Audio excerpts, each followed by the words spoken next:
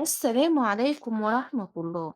أهلا وسهلا بيكم يا جميلاتي في قناتكم كوني انتي. النهاردة هنتكلم عن 10 قواعد لو مشيتوا عليهم هتنقذ بيتك وولادك من الضياع. بس قبل ما نبدأ خدوا معايا نفس عميق عشان النهاردة الفيديو حلو قوي وخلوا أزواجكم يسمعوه. الفيديو مش نصايح بس، ده كلام دخل بيوت كتير وقلوب ناس كتير وغيرت بيوت كتير جدا كانت ماشية في طريق غلط. لأن البيت مش بس جدران ولا أساس، البيت مكان الروح بتتربى فيه، الأخلاق بتتشكل فيه، والدين كمان بيعيش جواه. البيت يا جماعة بيصنع أجيال، ولو الأساس اتخرب كل اللي فوقه هيقع. وعشان كده ال10 قواعد اللي هنتكلم عنهم دول مش نصايح، دول خط نجاة. لو مشيت عليهم هتشوف تغيير حقيقي في بيتك وولادك. ويلا بينا نبدأ. أول قاعدة معانا: ما تقولش قدام أولادك ألفاظ سوقية ولا حتى نص كلمة. اسمعني كويس، الطفل مش محتاج مدرس ولا صاحب عشان يتعلم كلمة وحشة. أول كلمة خارجة بتيجي منين؟ بتيجي منك انت، من البيت.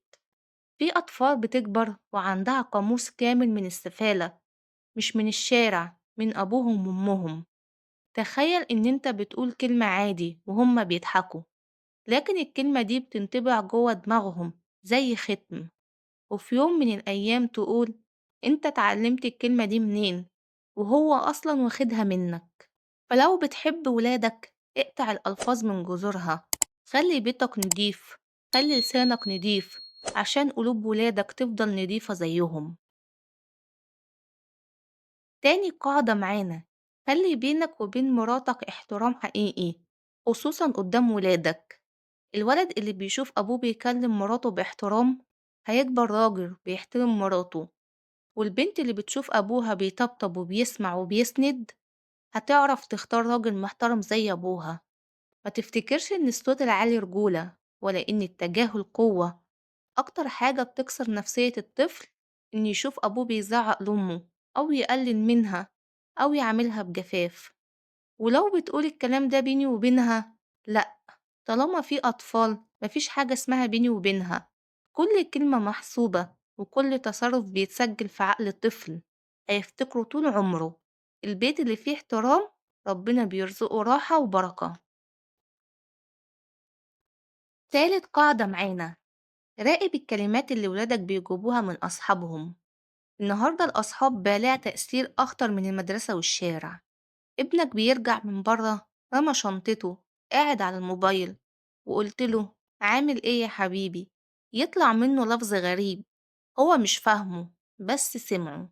ولما يسمعه كتير هيبقى طبيعي بالنسبة له. فدورك مش إنك تزعق ولا إنك تضرب، دورك إنك تفهمه سمعها فين وليه قالها. تشرح له يعني إيه كلمة نضيفة ويعني إيه كلمة تقلل من قيمته. الولد اللي بيتعلم إن الكلام مسؤولية هيطلع راجل لقيمة.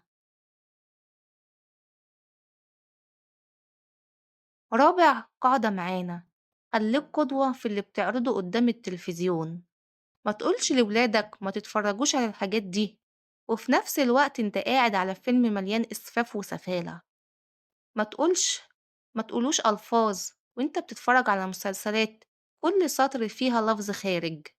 يوم ما ابنك يشوفك قاعد على حاجة غلط اعرف انك خلاص ضيعت نص التربية. الأطفال مش بتسمع، الأطفال بتشوف، والعين بتتعلم أسرع من اللسان. خلي بيتك قدوة وخلي تلفزيونك قدوة وخلي اختياراتك كلها كمان قدوة. خامس قاعدة معانا: ما ينفعش تقول لابنك صلي وانت أصلا تارك صلاة. اللي مش قادر يلتزم مش هيقدر يطلب الالتزام. ابنك مش هيسمع كلامك، هيقلدك. لو شافك بتصلي الفجر هيقوم، ولو شافك بتستعد للصلاة هو كمان هيستعد، ولو شافك سايب الصلاة هيقول: طب ما هو بابا أصلا مش بيصلي وأنا ليه أصلي؟ أنت نموذج، وحسنات أولادك هتتكتب في ميزانك وسيئاتهم كمان لو أنت السبب. الصلاة مش بس عبادة، الصلاة كمان تربية. سادس قاعدة معانا: ما تقبلش المعصية في بيتك مهما كان عمر ابنك. في آباء كتير تقول هو خلاص كبر، هو حر. لأ والله، البيت ليه حرمة، ليه قوانين، ليه هيبة. لما تقبل ابنك يبقى مدخن، ولا يبقى لابس سلسلة، ولا يبقى حالق شعره قزع، ولا لابس بنطلون مقطع، ولا عنده علاقات مش كويسة، اعرف إنك بتفتح باب هيخش منه شيطان يهد بيتك. مش معنى إنك تمنع إنك أب قاسي، الأسوأ إنك تسيبه، واللين إنك توقفه قبل ما يغرق. سابع قاعدة معانا: ما تقبلش إن بنتك أو مراتك يستهونوا بالحجاب. الحجاب مش رأي شخصي، الحجاب فرض، أمر من ربنا رب العالمين. وده مش معناه صريخ ولا إهانة، معناه ثبات، معناه إنك تقول ده أمر ربنا، وأنا دوري أحافظ عليه في بيتي. البيت اللي فيه حدود بيت موجود ربنا فيه على طول. تامن قاعدة معانا: عامل أسرتك باحترام واحتواء مش بقسوة. أيوة، أنت رب البيت، أنت القوام، بس ده مش معناه إنك تعلي صوتك، ولا إنك تمشي الأوامر، ولا إنك تبقى ناشف. القسوة بتبني بينك وبينهم حواجز.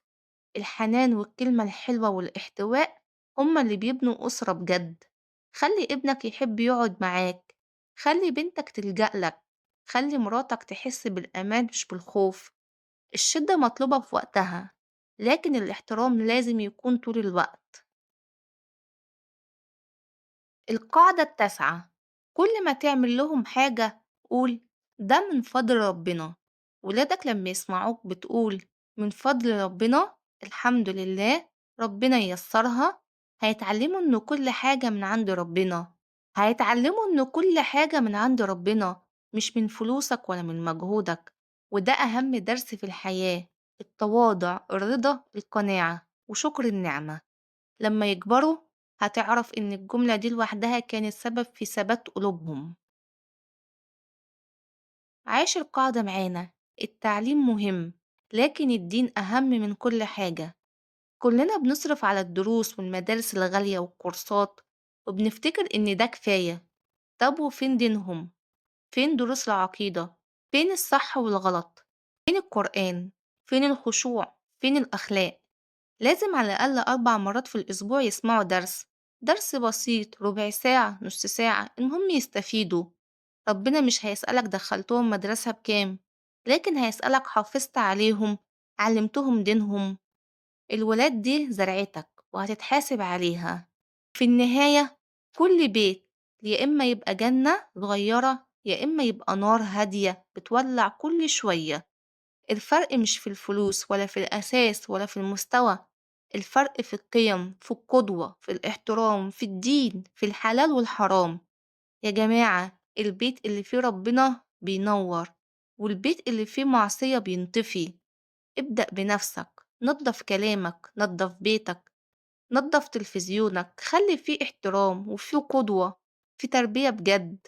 واسأل نفسك: لو أنا مت النهاردة ولادي هيفتكروني بإيه؟ طب هيفضلوا على إيه؟ ربنا يصلح بيوتنا ويهدي ولادنا، ويجعل بيوتنا عامرة بالسكينة والنور والرحمة. وبكده يكون فيديو النهاردة بتاعنا خلص.